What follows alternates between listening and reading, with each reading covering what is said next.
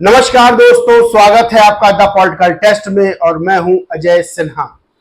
दोस्तों, लोकसभा का चुनाव बेहद अंतिम चरण में है, यानी कल 1 जून को वोटिंग होगी 7वें चरण के लिए। दोस्तों, अगर चुनाव को थोड़ा सा किनारे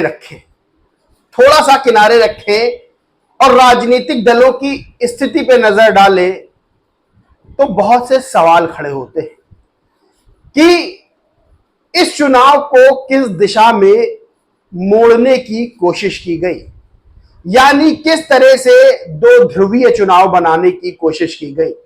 और दोस्तों, ये आप सबको पता है कि जिस तरह से आज चाहे वो मेन स्ट्रीम मीडिया हो, चाहे वो सोशल मीडिया हो, वहां पर एक नैरेटिव सेट किया जाता है और खास तौर से सोशल मीडिया जैसे कि आईटी सेल्स काम करते हैं राजनीतिक दलों के, और उनसे संबंधित जो लोग वीडियो बनाते हैं, चाहे वो यूट्यूबर्स हो, चाहे वो ट्विटर या कहीं भी हो।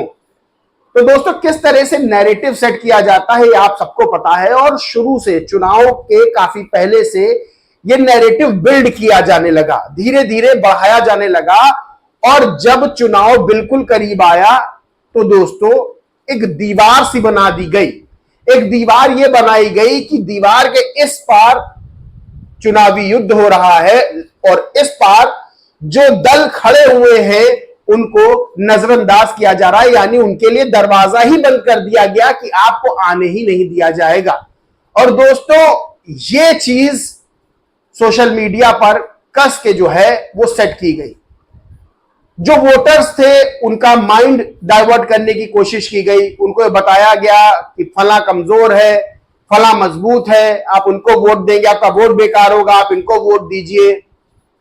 और दोस्तों, इन सबका सबसे ज्यादा अगर कोई शिकार हुआ, कोई राजनीतिक दल शिकार हुआ तो वो बीएसपी रही। कि बीएसपी के खिलाफ जहां मेन स्ट्रीम मीडिया ने भी वो तत्परता नहीं दिखाई, बीएसपी को लेकर वो तत्परता नहीं दिखाई, यानी उनकी खबरों को इतना नहीं दिखाया, वहीं सोशल मीडिया ने तो बिल्कुल बीएसपी को एक ठप्पा लगाने की कोशिश की कि बीजेपी की बी टीम के तौर पर काम कर रही। दोस्तों, बीएसपी सुप्रीमो मायावती ने अकेले चुनाव लड़ने का फैसला लिया और यह फैसला बेहद महत्वपूर्ण। दोस्तों, भारतीय राजनीति में जब भारतीय राजनीति को एक नई दिशा की जरूरत है, तब बीएसपी सुप्रीमो मायावती ने अकेले चुनाव लड़कर एक नई दिशा देने की भारतीय राजनीति को कोशिश की। लेकिन अपने फायदे के लिए सोशल मीडिया पर बड़ा वर्ग वो जो है बीएसपी सुप्रीमो मायावती को नकारने की कोशिश करता रहा और एक इमेज क्रिएट करने की कोशिश करता रहा कि बीएसपी बीजेपी की बी टीम के तौर पर काम कर रही है। लेकिन दोस्तों, शायद जो इस तरह की बातें कर रहे थे वो ये भूल गए कि बीएसपी सुप्रीमो मायावती की ताकत क्या है। आज मैं आपको एक बेहद रोचक किस्सा सुनाऊंगा, एक बेहद रोचक न्यूज सुनाऊंगा, स्टोरी सुनाऊंगा जो बीते समय की है, लेकिन उसके मायने आज भी बेहद महत्वपूर्ण है। और जो लोग बीएसपी सुप्रीमो मायावती को और बीएसपी के समर्थकों को कम आंकने की कोशिश करते हैं, उनको पता होना चाहिए कि बीएसपी सुप्रीमो ने इतिहास रचे, यानी इतिहास रचे हैं। और बीजेपी हो, चाहे वो समाजवादी पार्टी हो, चाहे दोस्तों वो कांग्रेस हो, जितने बड़े बड़े नेता, जितने बड़े बड़े चेहरे आपको राजनीति में दिखाई देते हैं, सब बीएसपी सुप्रीमो मायावती की जो नर्सरी है वहां से, राजनीतिक नर्सरी उससे तैयार किए हुए, यानी बीएसपी से राजनीतिक शुरुआत करके अब दूसरे राजनीतिक दलों में चुनाव लड़ रहे हैं, चेहरा चमका रहे हैं। लेकिन आज मैं बताऊंगा कि बीएसपी सुप्रीमो मायावती की दोस्तों ताकत क्या है। 2007 का दोस्तों किस्सा है, 2007 का किस्सा है जब उत्तर प्रदेश में बीएसपी की यानी बहुजन समाज पार्टी की पूर्ण बहुमत की सरकार बनी थी। दोस्तों, पूर्ण बहुमत की सरकार, और 14 सालों बाद ऐसा हुआ था, 14 सालों बाद कि जो है लोगों ने लोकतंत्र में गहरा विश्वास प्रकट किया था। और दोस्तों, वो था और आज का सिलसिला है जो बीएसपी सुप्रीमो मायावती ने नींव डाली, उस नींव पर आज भी राजनीतिक दल चल रहे हैं। ये बीएसपी सुप्रीमो की दोस्तों ताकत है कि उन पर लोगों ने इतना विश्वास किया था 2007 में कि दोस्तों लोकतंत्र पर गहरा विश्वास जताते हुए बीएसपी सुप्रीमो को पूर्ण बहुमत दिया था। स्टोरी बताते हैं दोस्तों, रामदत्त त्रिपाठी बेहद वरिष्ठ पत्रकार बीबीसी के, उनकी स्टोरी है। बीबीसी संवाददाता रामदत्त त्रिपाठी, इन्होंने लिखते हैं पूरी स्टोरी है कि आपको पूरी खबर बताता हूं। जब बनी मायावती की पूर्ण बहुमत की सरकार, मुख्यमंत्री बनने के बाद मायावती का बयान, बीएसपी सुप्रीमो ने कहा था कि उत्तर प्रदेश की आम जनता ने साबित किया है कि उसका लोकतंत्र में गहरा विश्वास है। पिछले 14 वर्षों में पहली बार किसी एक पार्टी ने पूर्ण बहुमत के आधार पर सरकार नहीं बनाई है।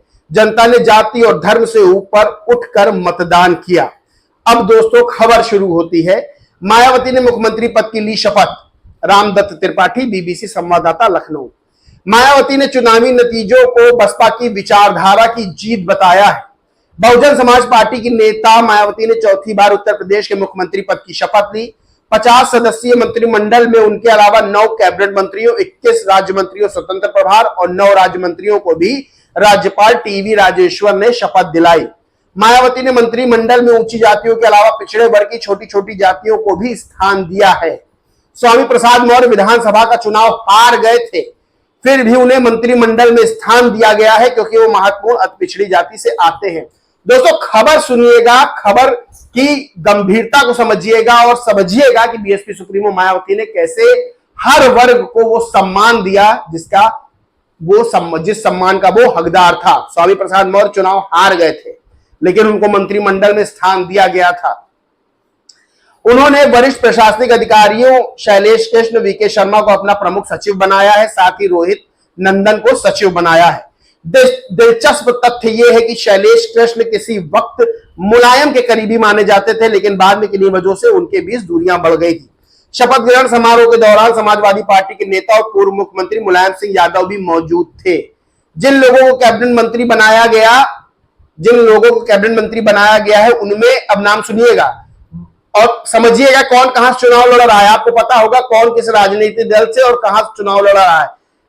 अब सुनिएगा, उनमें बसपा के प्रदेश अध्यक्ष लालजी वर्मा, महासचिव इंद्रजीत सरोज, नसीमुद्दीन सिद्दीकी, सुखदेव राजभर, स्वामी प्रसाद मौर्य, ठाकुर जयवीर सिंह, राकेश धर त्रिपाठी, रामवीर उपाध्याय, लक्ष्मी नारायण, वेदराम भाटी, बाबू सिंह कुशवाहा, जगदीश नारायण, फागू चौहान, नकुल दुबे, नारायण सिंह, दद्दू प्रसाद, सुधीर गोयल, धर्म सिंह सैनी और राम प्रसाद चौधरी शामिल हैं।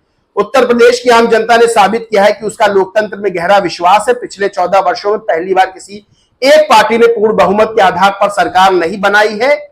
जनता ने जाति और धर्म से ऊपर उठकर मतदान किया है। मायावती के बेहद करीबी सतीश मिश्र को मंत्री नहीं बनाया गया है। सतीश मिश्र राज्यसभा के सदस्य और माना जा रहा है कि वो संगठन में अहम भूमिका निभाएंगे। इससे पूर्व बसपा के नवनिर्वाचित विधायकों के नेता चुने जाने के बाद मायावती ने राज्यपाल टीवी राजेश्वर से मिलकर सरकार बनाने का दावा पेश किया था। राज्यपाल ने इसे स्वीकार करते हुए उन्हें सरकार बनाने का निमंत्रण दिया था। उत्तर प्रदेश विधानसभा में 403 सीटें हैं लेकिन एक सीट पर चुनाव नहीं हुआ था। बाकी 402 सीटों पर चुनाव में बसपा को 206 सीटों पर जीत हासिल हुई है। पिछले चुनाव में पार्टी को 99 सीटें मिली थी, यानी दुगने से भी ज्यादा 2007 में हासिल की। बसपा नेता मायावती ने शुक्रवार को पत्रकार सम्मेलन पार्टी की सफलता को बसपा की विचारधारा की जीत बताया था। उनका कहना था उत्तर प्रदेश की आम जनता ने साबित किया है कि उसका लोकतंत्र में गहरा विश्वास है। पिछले 14 वर्षों में पहली बार किसी एक पार्टी ने पूर्ण बहुमत के आधार पर सरकार नहीं बनाई है। जनता ने जाति और धर्म से ऊपर उठकर मतदान किया है। मायावती का कहना था कि उत्तर प्रदेश को भयमुक्त और अपराध मुक्त बनाया जाएगा और लोकतांत्रिक शासन प्रदान किया जाएगा। ये बीबीसी की खबर है उस समय की जब बीएसपी सुप्रीमो मायावती ने मुख्यमंत्री पद की शपथ ली थी। नेताओं का नाम आपने सुना होगा, मैं फिर नेताओं का नाम बता देता हूं कि लालजी वर्मा इस समय समाजवादी पार्टी से चुनाव लड़ रहे हैं। इंद्रजीत सरोज, नसीमुद्दीन सिद्दीकी कांग्रेस में है। सुखदेव राजभर, स्वामी प्रसाद मौर्य अपनी पार्टी बना चुनाव लड़ रहे हैं। ठाकुर जयवीर सिंह, राकेश धर त्रिपाठी, बाबू सिंह कुशवाहा समाजवादी पार्टी में है। और दोस्तों बहुत से ऐसे नाम हैं, चाहे वो धर्म सिंह सैनी हो, राम प्रसाद चौधरी, मतलब कई नेता जो है जब बीएसपी सुप्रीमो ताकत में थी, बीएसपी सुप्रीमो ने उन सबको तैयार कराया, लेकिन कहते हैं कि जब जो है कोई हल्का सा भी कमजोर पड़ता है राजनीतिक रूप से तो उसको लोग छोड़ छोड़ के चले जाते हैं, लेकिन जब मजबूत होता है तो सब साथ में रहते हैं। बीएसपी सुप्रीमो ने कितने ही नेताओं को तैयार किया, मान्यवर जी ने कितने ही नेताओं को तैयार किया, लेकिन सब इधर उधर चले गए। लेकिन मेरा ऐसा मानना है कि किसी को भी राजनीतिक रूप से कम आंकना ये राजनीतिक अपरिपक्वता की निशानी है। यानी वो नेता जो अपने बलबूते बने हैं, चाहे वो कोई हो, और बीएसपी सुप्रीमो मायावती तो संघर्षों की जीतती जागती मिसाल है। और दोस्तों कहते हैं कि ऊर्जा कभी नष्ट नहीं उड़ती, ऊर्जा रूप बदलती है लेकिन ऊर्जा को नष्ट नहीं किया जा सकता। और बीएसपी सुप्रीमो मायावती वो ऊर्जा है, राजनीतिक ऊर्जा है जिनमें अभी बहुत ताकत है और उनके समर्थकों में, उनके संगठन में भी बहुत ताकत है। और इसीलिए मैं बार बार कहता हूं कि चाहे वो मेन स्ट्रीम मीडिया हो, चाहे वो सोशल मीडिया पर एक बड़ा धड़ा हो, वो बीएसपी सुप्रीमो मायावती को नकारने की, बीएसपी को नकारने की और एक नैरेटिव सेट करने की जो कोशिश कर रहा है वो उसमें फेल होगा। और दोस्तों बीएसपी सुप्रीमो मायावती ने वो कमाल किया था कि पूर्ण बहुमत की सरकार बनाई थी, यानी उस समय भी किसी को विश्वास नहीं हुआ था और हर जाति वर्ग धर्म के लोगों ने बीएसपी सुप्रीमो मायावती को वोट दिया था। और दोस्तों उस समय कोई सोशल मीडिया भी नहीं था, उस समय कोई सोशल मीडिया भी नहीं था। और 2024 का चुनाव भी लोकतंत्र में बड़ा कमाल करने वाला है। दोस्तों इस पूरे मामले पर आप क्या सोचते हैं, क्या मानते हैं, उन पलों को कैसे याद करते हैं 2007 वाले, और 2024 के चुनाव को लेकर क्या समझते हैं, क्या सोचते हैं, कमेंट करके जरूर बताएं। वीडियो अच्छा लगा तो लाइक करें, कुछ शेयर करें और चैनल को सब्सक्राइब नहीं किया तो सब्सक्राइब करके बेल आइकन जरूर दबा लें। जय हिंद, जय भारत।